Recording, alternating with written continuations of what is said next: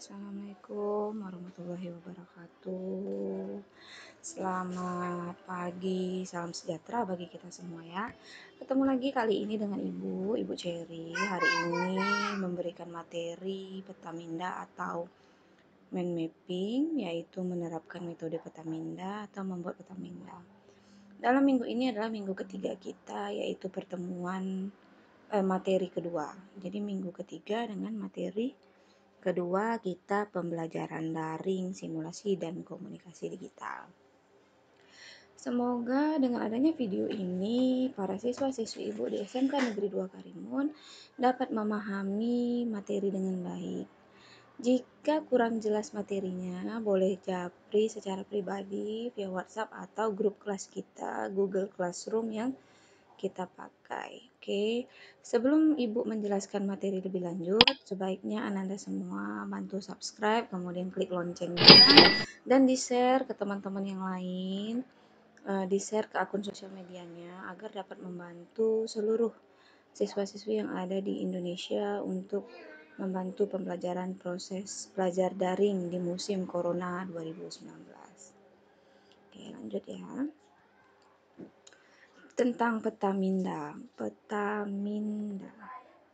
mind mapping. Nah, mind mapping ini pertama kali ditemukan oleh Tony Busan. Dikembangkan oleh Tony Busan, merupakan seorang psikolog dari Inggris. Beliau ini merupakan penemu peta pikiran atau mind mapping atau Petaminda.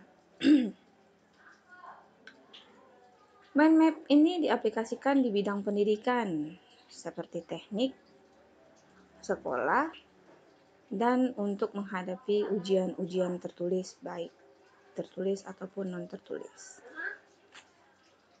Petaminda lebih dikenal dengan peta konsep.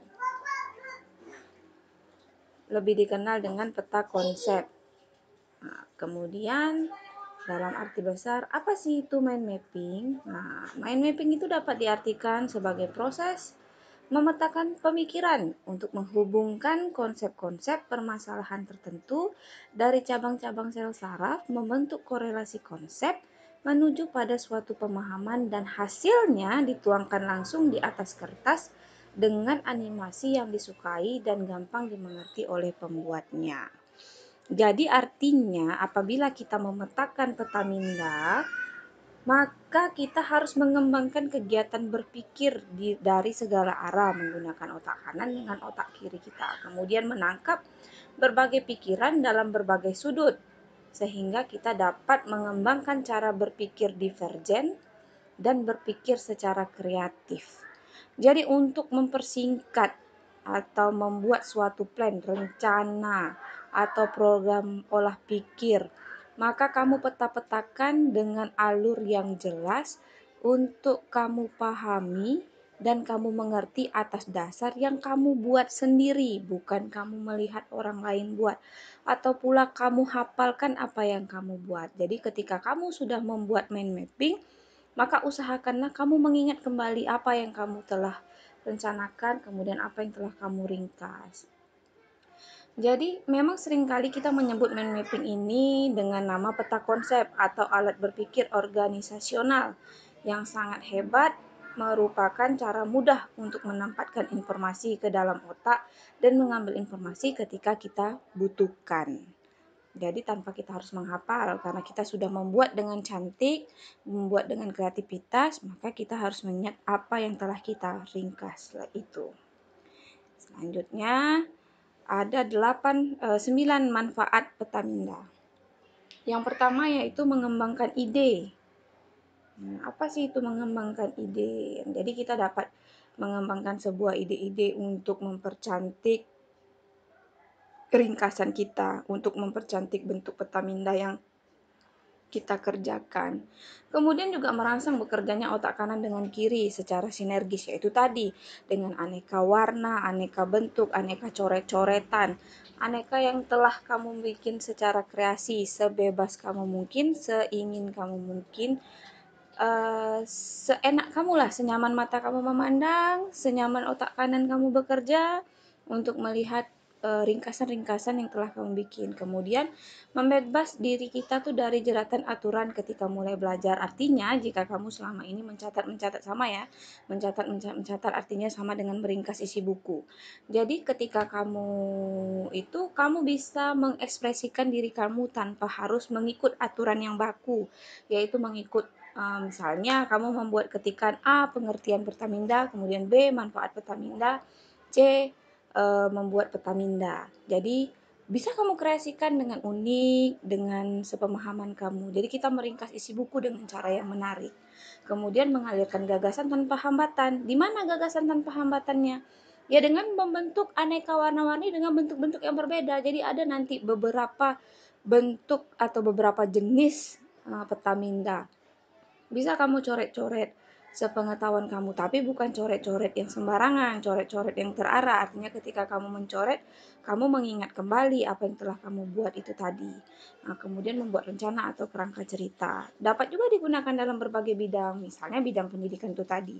Atau jika kamu bekerja di sebuah perusahaan, atau kamu mau mengkonsepkan masa depan kamu, atau kamu membuat time schedule, atau kamu ingin membuat jalan-jalan bersama keluarga, mungkin piknik kemana ya kamu bisa konsepkan.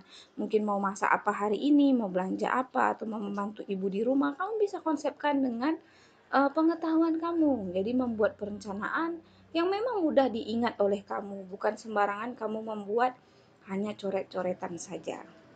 Oke ya, semoga sampai di sini yang dimanfaat Pertaminda ini Ananda semua dapat mengerti, karena dalam manfaat ini adalah kita memberi pandangan menyeluruh dari permasalahan pokok, kemudian merencanakan rute atau kerangka pemikiran suatu karangan, kemudian mengumpulkan sejumlah besar data di suatu tempat, atau mendorong pemecahan masalah dengan kreatif.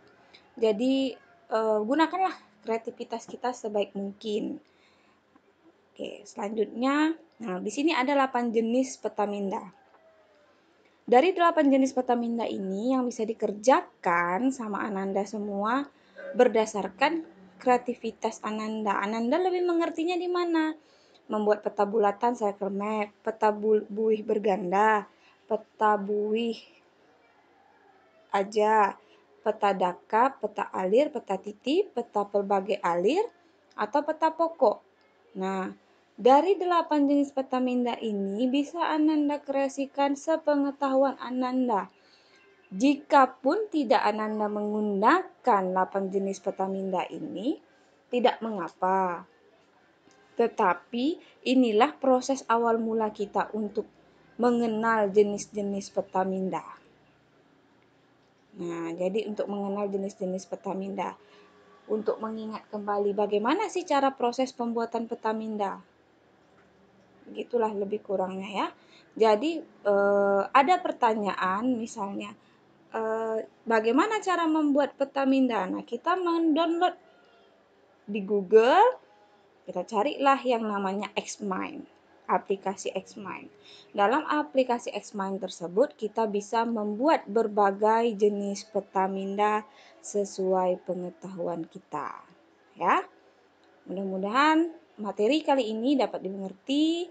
Jadi bisa dijelaskan lebih lanjut tentang apa tuh tadi Pertaminda yang bulatan, peta bui, berganda, kemudian peta titik, peta jembatan. Nah, jadi di sini ada flow map, peta pemikiran yang digunakan untuk membuat urutan proses.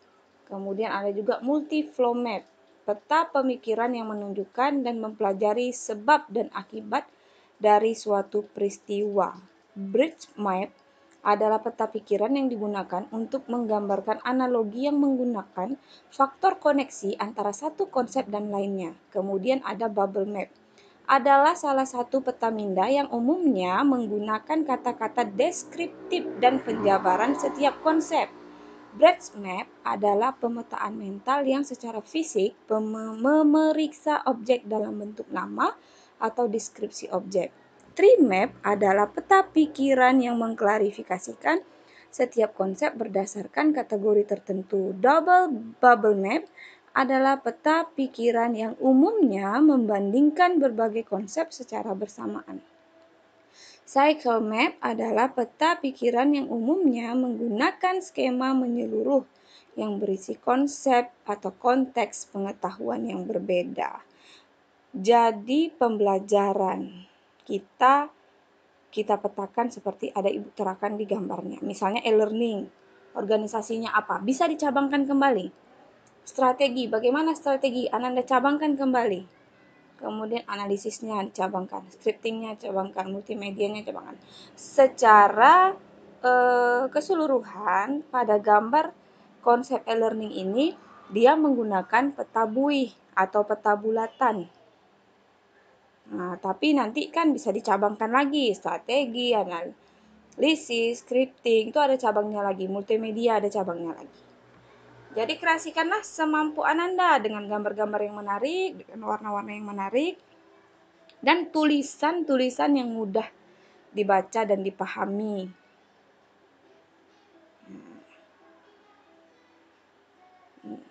Selanjutnya adalah cara membuat mind map atau peta minda.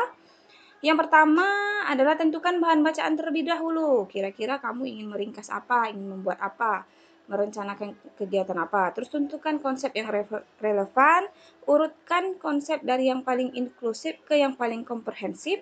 Atur konsep di atas kertas, mulai dari konsep paling komprehensif di atas hingga konsep paling tidak komprehensif. Kemudian hubungkan konsep pada garis penghubung dan tentukan kata penghubung untuk masing-masing garis penghubung. Kembangkan peta minda yang dibuat, misalnya tambahkan 2 atau lebih konsep baru ke setiap konsep yang sudah ada di peta pikiran. Itu tadi, misalnya Anda sudah meringkas sebuah bacaan. Nah, Anda cabang-cabangkan lagi. Cabang-cabangkan lagi. Misalnya tadi, pemikiran kita adalah hari ini schedule-nya setelah masak kita mau pergi. Atau setelah belajar, saya akan mengerjakan sesuatu yang baru lagi atau pergi sarapan. Itu harus dikonsepkan dengan peta minda dan digaris-gariskan penghubung dengan tambahan-tambahan kalimat yang tepat sesuai dengan alam pemikiran. Nah, ini adalah contoh membuat peta minda. Jadi, ibu kasih contoh tentang huruf kapital. Huruf kapital biasanya digunakan dalam peristiwa bersejarah, gelar, awal kalimat, bangsa, hari, bulan, nama, dan suku. Peta minda ini sebenarnya diambil dari peta minda buih, tapi ibu cabangkan lagi menjadi ibu kreasikan menjadi peta minda sesuai pengetahuan ibu, pengalaman, dan sepengingat ibu. Sebenarnya dalam membuat ini juga ada bisa kita cabangkan lagi, misalnya dalam bangsa. Contohnya kita berikan contoh. Bangsa Indonesia huruf I-nya besar. Nah, atau bangsa Melayu M-nya besar. Nanti di awal kalimat biasa kita menggunakan huruf besar, huruf kapital. Nah, pastikan kita memberikan pengetahuan atau kita memberikan penjelasan yang jelas. Jadi kalau gelar kita kasih contohnya lagi, kita cabangkan gelarnya seperti apa.